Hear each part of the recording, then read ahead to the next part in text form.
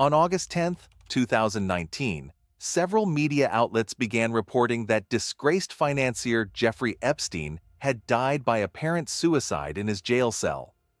Many felt this was out of character, and details would emerge following his death that would cast a lot of doubt over what really happened, despite official statements. You see, Epstein was well-connected, really well-connected. Ties to the current President of the United States well-connected, so he knew a lot. But in order to truly understand how complex his web of lies was, we have to tell his story from the very start. Epstein's career had unusual beginnings. He started as a math teacher at the elite Dalton School in New York City, before moving into the finance world in the 1970s. After working at the investment bank Bear Stearns in the early 1980s, he launched his own firm, J. Epstein & Co. in 1982 and promoted his services to those with assets worth more than $1 billion and was quickly handling billions of dollars in client assets. By 1992, he had the largest private mansion in Manhattan. Since at least 1996, he has operated his business from the U.S. Virgin Islands island of St. Thomas, and he also owns the nearby island of Little St. James. That island was also home to Epstein's organization, the Jeffrey Epstein Sixth Organization, which is most known for contributing $6.5 million to Harvard University to establish a mathematical biology and evolutionary dynamics program. In a 2003 Harvard Crimson piece about Epstein and his gift to the university, Harvard luminaries, including Alan Dershowitz, who would later assist in representing him when Epstein was accused of sex crimes in 2007, hailed him as brilliant and one of the most pleasant philanthropists. Interesting, right? And while Epstein appeared to live a life of luxury, in fact, living in a lavish townhouse and donating large sums to various causes, the wellspring of the source of his wealth was always unclear. Though he was frequently referred to as a billionaire, Forbes had denied this status, estimating his net worth much lower than that. According to a will he signed just 2 days before his death, at the time of death, his fortune was estimated as being at $577 million. In 2008, Epstein pleaded guilty to a felony charge of soliciting prostitution from a minor. He was sentenced to serve 18 months in jail and served 13 months, but was also subject to work release during that time, in which he spent portions of 6 days a week at an office outside the jail. Part of the plea agreement included registration as a sex offender. But in 2018, Epstein's plea agreement came under intense scrutiny thanks to a series of stories by investigative reporter Julie K. Brown at the Miami Herald revisiting the case, and especially detailing the experiences of his victims and the powerful people who had aided in securing him that lenient sentence so many years before. Then, on July 24, 2019, Epstein was found injured in his cell. A few weeks later, on the 10th of August, he was discovered dead in what the New York Times reported as an apparent suicide. Questions about his death only continued to grow, though, when on October 30, 2019, forensic pathologist Dr. Michael Baden, retained by Epstein's brother Mark, publicly questioned the ruling of suicide. Baden appeared on Fox and Friends and said Epstein suffered injuries very unusual in suicidal hangings and much more commonly in homicidal strangulation. Although Epstein's death ended his case in court, many of the convicted and confessed perpetrators and his other alleged victims have pursued lawsuits against his estate. But perhaps more shocking than Epstein's manner of death was his way of life. Even those closest to Epstein described him as mysterious in a 2002 New York Magazine profile, with many of the sources of his immense wealth remaining largely unknown, and one acquaintance even comparing him to the Wizard of Oz, implying that there may be less behind the curtain than appearances would otherwise suggest. Epstein is claimed to have managed $15 billion for affluent individuals, Although his client list, aside from limited founder Leslie Wexner, is strictly guarded. Michael Stroll, who sued Epstein over a failed business deal in the 2000s, told New York Magazine in 2007, "Everybody who's his friend thinks he's so darn brilliant because he's so darn wealthy. I never saw any brilliance. I never saw him work. Anybody I know that is that wealthy works 26 hours a day.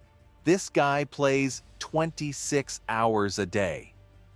Epstein also made a lot of renowned acquaintances, and his connections would come in handy later on when he tried to defend himself against sexual assault claims. He rose to prominence in the early 2000s when he flew President Bill Clinton, actor Kevin Spacey, and comedian Chris Tucker to Africa to visit AIDS prevention and treatment projects.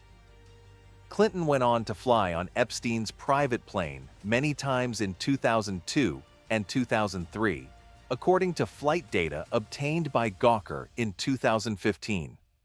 Gawker also got and released Epstein's address book, which featured politicians, actors, and celebrities.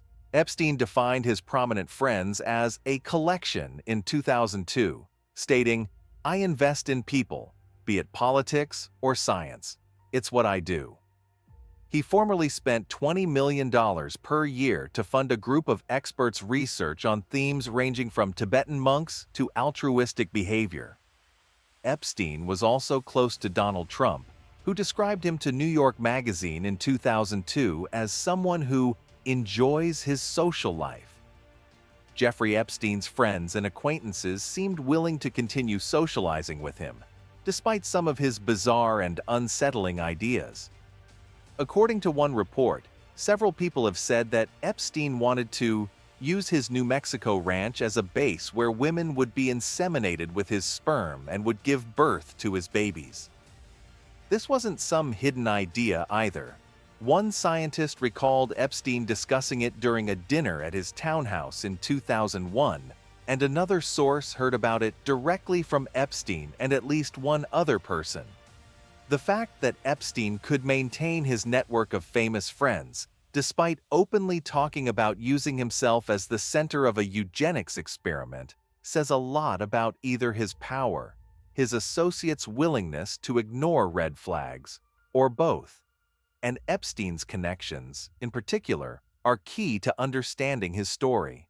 Such connections might have helped ease his way to a lighter sentence in 2008, but they are relevant for another reason also. Some of his other high-profile friends, for instance, include Bill Clinton and Donald Trump. Their involvement has even sparked rumors that they may have been complicit in the abuse of young girls by him. Due to Epstein's ability to cover many details of his prosecution from the public eye, it is indeed anybody's guess who may have played a role in his crimes.